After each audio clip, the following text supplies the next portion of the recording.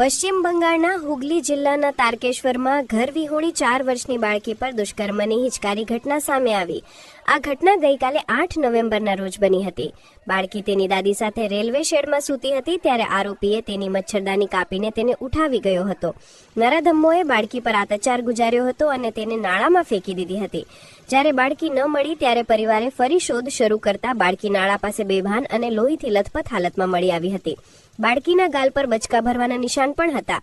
બાળકીને શરૂઆતમાં સ્થાનિક હોસ્પિટલમાં લઈ જવામાં આવી હતી અને બાદમાં તેને ચંદનનગર સબ ડિવિઝનલ હોસ્પિટલમાં રેફર કરવામાં આવી હતી. તેની હાલત ગંભીર હોવાનું જાણવા મળે છે. પીડિત બાળકીની દાદીએ કહ્યું કે તેમને સવારે 4 વાગ્યા સુધી ખબર નહોતી કે બાળકીનું શું થયું છે. જ્યારે તે મળી આવી ત્યારે તે નિર્વસ્ત્ર હાલતમાં હતી. અમે રસ્તા પર રહીએ છીએ કારણ કે તંત્ર દ્વારા અમારા ઘર તોડી પાડવામાં આવ્યા છે. અમે ક્યાં જઈએ? અમારું કોઈ ઘર નથી. આ પરિવાર તારકેશ્વર રેલવે સ્ટેશન પાસે એક શેડમાં રહે છે.